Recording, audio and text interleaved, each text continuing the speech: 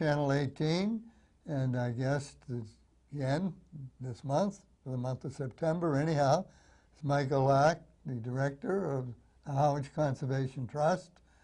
And Michael, what's going on with this map over by Pleasant Bay? Oh, our Pleasant Bay Woodlands project, yes. As you may have read in many of the newspapers, we're just going to switch maps for a second with the, so you can see the map of the 49 acres in red with Pleasant Bay off to the right. There you go, actually in yellow, even better.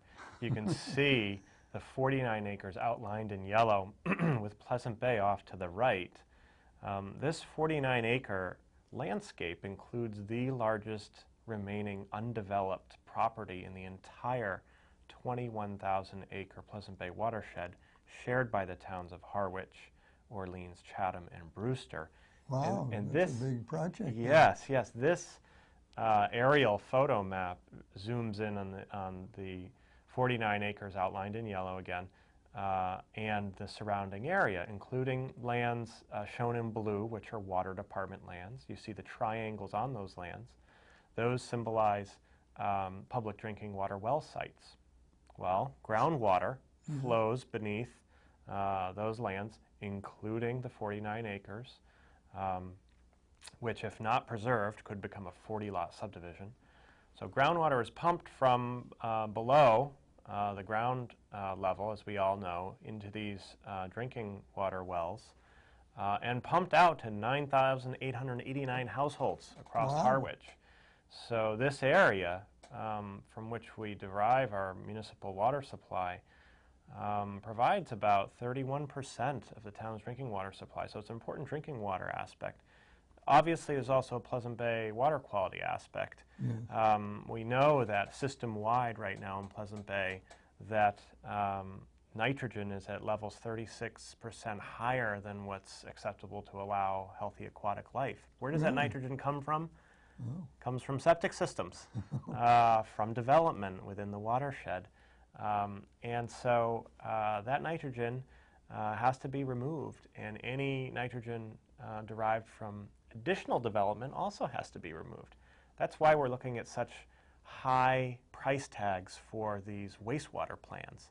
You've seen the town of Harwich estimates already over $200 million for a potential price tag. Well, you know, there's a savings there if we can preserve land within these impaired watersheds, so we don't have to sewer as much area. Now, what are the people going to do there? I mean, those people who are providing this nitrogen. Which all of us are every time we flush the toilet. Oh, yeah. We're all involved in it. But if you're in one of those impaired watersheds, you know, you'll be paying in some fashion for wastewater sewering pipes to come down your way over the next 10, 20, 30 years, depending on when your area is going to be phased in. But the point is, on this 49-acre project, it is our top priority for acquisition. We have been negotiating for 10 years to reach this point of opportunity, and now we have to raise $3.6 million by next August. The great news is that a group of challenge donors, including the John T. Ryan Jr. Memorial Foundation, Wacquasit, the Friends of Pleasant Bay, and 3 anonymous families, have combined their resources to provide a $1.8 million challenge. That means that every donation given to HCT in support of this project will be matched dollar for dollar until we reach 1.8 million. Wow. It's amazing. That's Yeah. great. So in response to that challenge, we've had a couple foundations respond. And so because of the $1.8 million challenge and those other pledges we've received since then, really we have about $1 million to raise, which is terrific, you know, because you have a year to do it. Yeah, but it's still a big lift. It's a big lift. It's a big effort, but from 3.6 million down to $1 million, this is doable. We could do this, and preserve a beautiful property. You know, it has a mix of habitats, upland and wetland, including some potential vernal pools. It's large enough to support itself as a future walking trail destination once preserved. But right now we've got to raise the funds to do it. So that's the update. Yeah. Wow. It's exciting. It is. Yeah, It sounds great. it's a big project to help protect the water quality of Pleasant Bay. Right. Yeah. And you also have some land that you received. Land donations, Land yes. donations, Well, we've been right. working on this Pleasant Bay Woodlands project, this effort to raise the $3.6 million to save the 49 acres. At the same time, we have been working with several landowners across town to preserve their special places with the HCT, including lands off of South Street and Forest Street. You might see that other map. There you go. You can see it right there. Just to orient you, you see. Where is the land on South Street? Yeah, I'm going to orient you with this map. This you see Great Western Road to the top at the top of the map, and sort of diagonally running southwest. There's Sisson Road or Route 124, and the police and fire station is there on the south side of Sisson Road, and really just south of that, there are a couple parcels on South Street. Each parcel is just under an acre in size, and they front South Street, providing some nice woodland green belt along South Street, some great habitat, and some wetland as well as forest. And then you've got another parcel about an acre and a half in size, fronting Forest Street in the Saquatucket Harbor watershed. And the other two parcels on South Street are in the Allen Harbor watershed. So it's important, again, for reducing potential future wastewater infrastructure costs by removing these parcels that, some of which could be buildable, from development potential. By removing them from development potential, we've reduced the nitrogen that's going to impact those, again, those harbor watersheds. Above and beyond that, again, they provide nice roadside greenbelt, great habitat diversity, some nice standing dead trees amongst the living forest. Standing dead trees are important because you've got a number of cavity nesters, bird nests. Oh, that's right. That you might see in that area. You've got flicker making cavities, downy and hairy woodpecker, and then you've got the cavity nesters that move in after those woodpeckers vacate. Chickadees, titmice, to name a few. So it's vibrant with bird life. So it's great. It's really another way we've advanced our Save Land, Save Water initiative.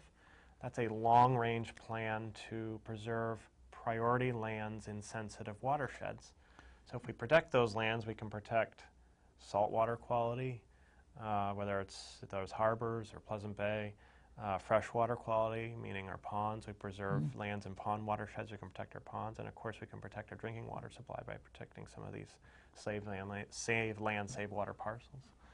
So. And the people who do this, they get a tax break? Yes, actually, a good point. They've taken advantage of a couple tax incentives. On the federal level, there's a federal income tax deduction incentive for conservation restrictions. And on the state level, there's a state income tax credit, which is even more powerful than a tax deduction. A tax credit is a 1-to-1 ratio, and they could qualify for a tax credit of up to $50,000. That means they'll receive a check for up to $50,000 based on the appraised value of the parcel that they donated. One lump sum check. They don't even have to live in the state. They just have to own the land. Wow. And they'll receive this state income tax credit. It's really a strong incentive for people. Many people are taking advantage of it. It sounds that way. Yeah, yeah, it's powerful. So your advertising is working. Yeah, it's great. Well, we're here to help people preserve their special places, and that's another vehicle to do so. That's right. Yeah. Very good. And you have something to do with music coming up. Yeah, and we had also had our annual meeting earlier in August, and it was a great time to honor Bob Smith. Oh, that's right, Bob Smith. There's a nice picture of Bob there. He's a founding trustee of HCT, and he's been at the helm as president for 25 years. 2013 is the 25th anniversary of HCT. And at the annual meeting, HCT co-hosted the event with the Compact of Cape Cod Conservation Trust, a regional land trust service bureau for which I also work. And that board of the Compact actually selected Bob after receiving many, many nominations for his selection, selected Bob as the recipient of the Ansel B. Chaplin Award for Excellence in Preserving Open Space. This is a regional award. Only one person receives it annually, and the Compact bestowed that award on Bob at the co-hosted annual meeting, generously supported by Wauquasit on August 5th. And it was a great way to honor Bob.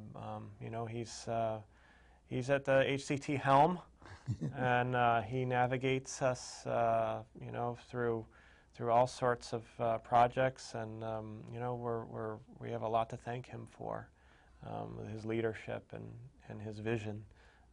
So it was nice to have him be honored in that way.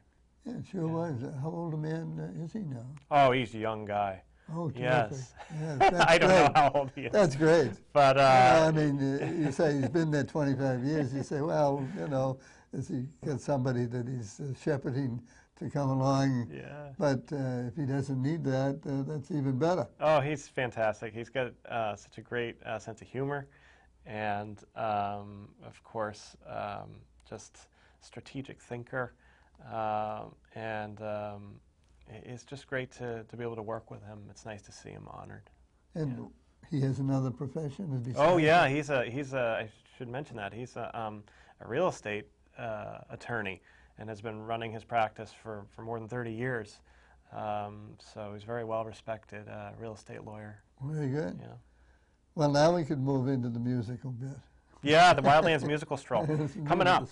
Now, what would be the origin of this event? This was inspired. That's right, that piano. You remember that piano in the woods back in 2009? We recall that there was this piano mysteriously appeared in the town's Bell's Neck conservation lands. Yes.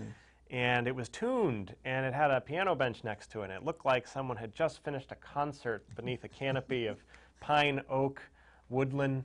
And for some reason, that image rocketed around the world on CNN and all these other global media outlets.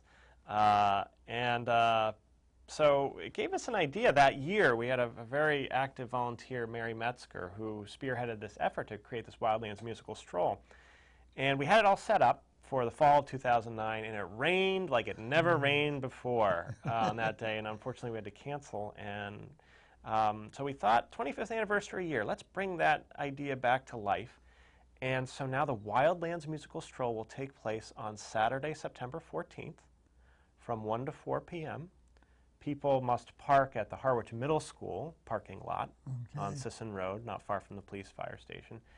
And then, courtesy of Cape Destinations shuttle service, people will be shuttled from the middle school parking lot to the Bank Street Boggs Nature Preserve, which is HCT's largest protected land holding, 66 acres of wetland and woodland and a stream running through both, right there in Harwich Port. And we'll have live musicians playing acoustic music at different locations throughout the preserve, as well as artists from the Harwich Artisans Guild painting plein air, the landscape before them right out there side by side with the musicians. So people can enjoy music and art, and we'll have food available on site, and again, shuttle service to and from the middle school parking lot. It's going to be fun. And it's just a $5 suggested donation per person. If you can't afford it, no problem. Come on down and join us. It's going to be a lot of fun. All proceeds are going to help us with our land-saving work, including our 49-acre Pleasant Bay Woodlands project. So check online at our website for more details, harwichconservationtrust.org.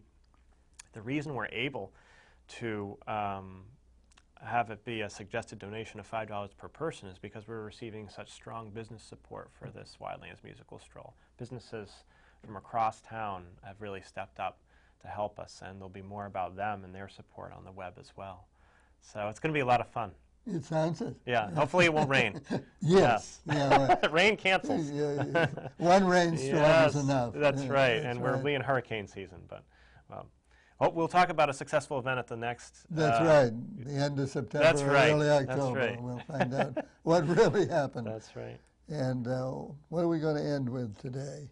I think that's a good way to end on the Wildlands Musical Stroll. End on the Wildlands yeah, Musical unless you have any Stroll. other questions? No, I think you've covered everything very well. All right. And the big thing for all of our listeners to remember is a donation to the Harwich Conservation Trust for the Pleasant Bay area.